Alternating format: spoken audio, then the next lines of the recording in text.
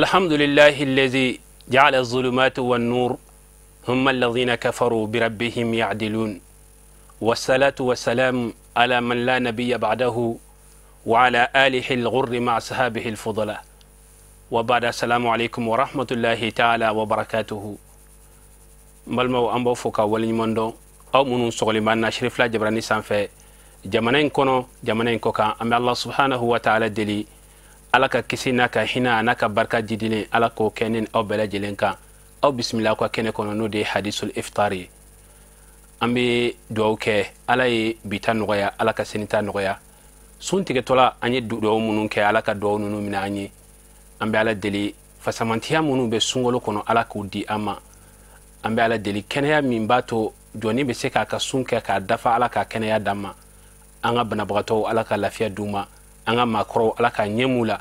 alaka oke tiba bonye ko son salli ala muhammadin wa alihi wala mbal maslamu ambe horma kalula ambe barka kalula ambe ala wele kalula ambe ala nyisere kalula ambe nyogon blasira kalula wala ninin kalo njora ma haklima bela jelen ba yere bedi min ba to fasamantiya munun ba kono ala yafa munun ba kono hina munun ba kono wala sayka seka asro o hukmu konnana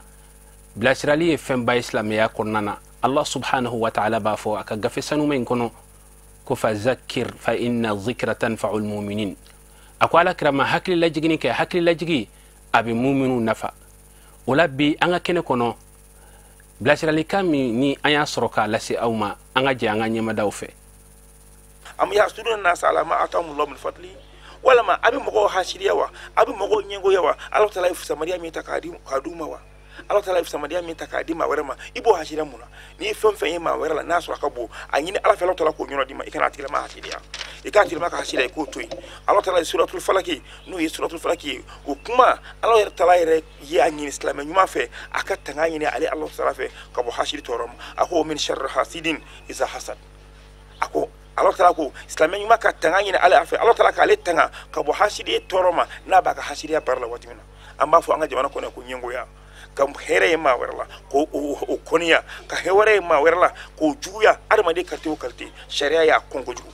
ala kira salawatullahi wa salamu alayhi ami makku akade ako islamuma ako la tabaqadu akano nyon jugu ya fiu hashida ta wulu nyon jugu ya la na nyon kanu wala tahasadu akano nyon hashida de akana nyongo nema wiye ka nema fusa yamundiya wotile moko akana kede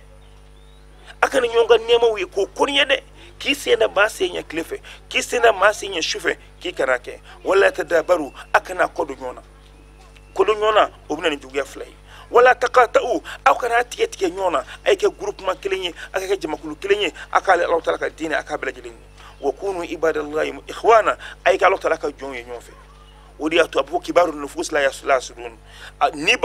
niba munumbe ni islamera mo be cheba mununa uluti nyonju ya fe ala kira ba fu hadisa labana ako wala yahillu lil muslimin atidaka islamashi an yahjira akhahu fawqa 30 akana akodo aslamanyona kidatiga aslamanyona kilesa basafe juya damina hashira damina juya ni juya madu ni mache iyati le mafo sogoma iyati le mafo wulafe ni idatiga mana bina sa juya ma wani ya juya ulutida wa ala kira ba foyin tuguni hadisa werla ako iyakum wal hasad mbama an nyengoya machi mabi nyaka ka batula min nyengoya tarana baraji bele jile ka ba fa inal hasara yakulu hasanat ikaro hashiriya abin yuma bedunga ba kilingile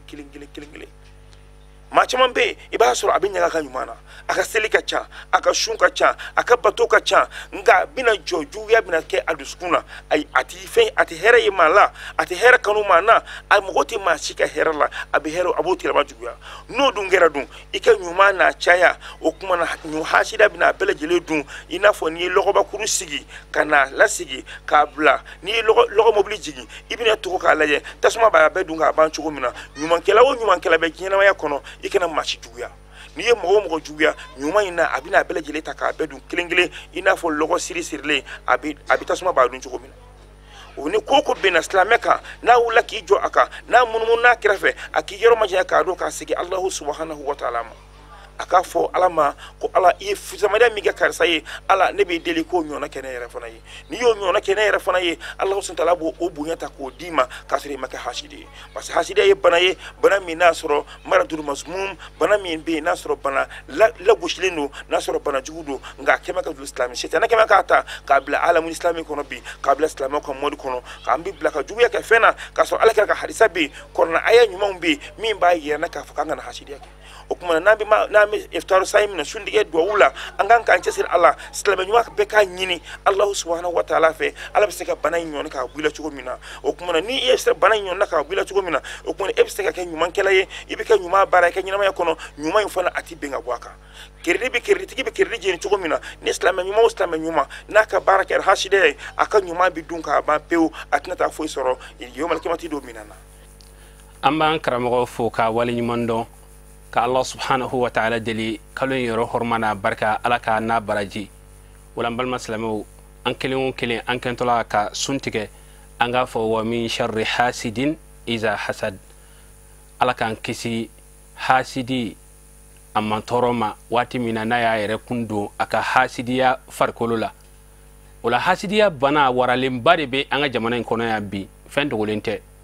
ma chaman be suna ma chaman be salila ma chaman be hiji tagala ma chaman de be ala ko kuma buda ga hashidi amini ko fa hashidi sangane no nda an ba fo bamanan kana ko ni hashidi lafiya lenye ka be sunogola ado were hay sunogo te lafiya soro sabla ube shugo jugu ke ulambal ma wanga janto ayre kunna ala e detail aka hero be abe ma ke na folotigi ma mi yaja abe ma ke togotigi ma mi yaja abe ma korota besanfe ma mi yaja abe sangadi mama ma mi yaja ala yanda manke kelenye do ko kadi doy kateme doka do chekay ni doy do lamenen do kateme doka do famiyale mbe kateme doka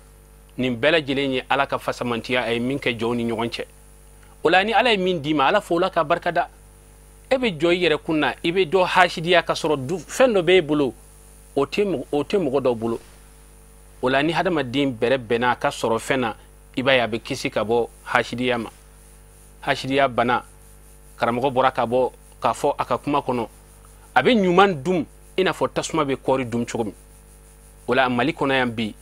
ni hasidiya ta ka bo manifuna to bi den krefe foi te mi meseka foka atanu foka ta soro hashidi do yi ta foala ni ko karsa kan karsa ko ni karsa mai amma ma nyuma undewa ni ko karsa ka moblin kan ne moblin nyuma yiwa amma moblin nyuma yeda ni ko karsa chiena bi se docteur ya barala vraiment akala nindo nte foye amma docteur yewa hashidi be sigile atese ka foi ke mauka ko kele ale bode la goshi ala kan kisama wala ambe ala deli ala kan bela jelen duskun sanya ka bo hashidi yama anti bo kenen kono fanga anga sababu nyuman ko ale mi beka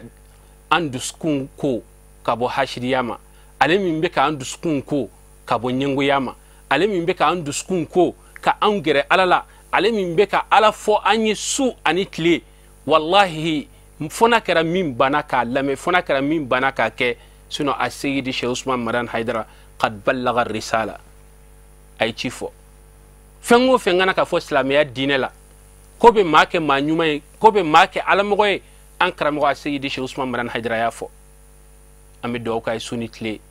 أبي ولكا جو من علاكا سرالا ماني فين كو ما من تدي أيوا زرادون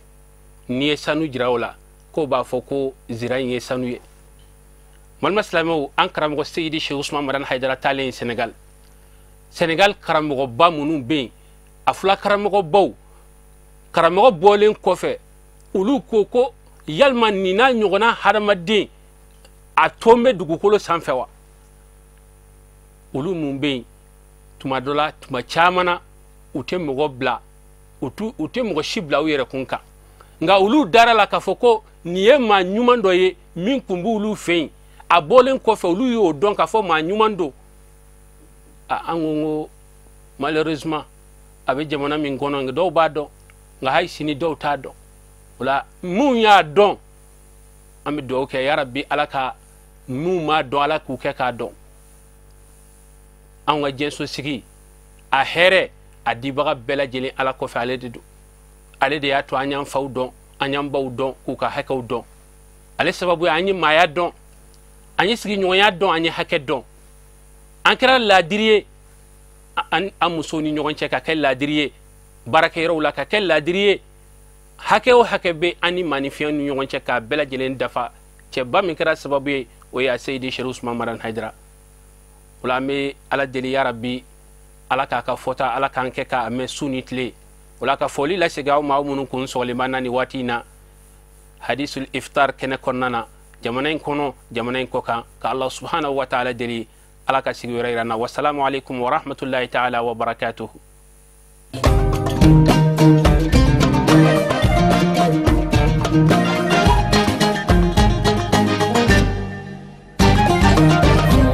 في الصيام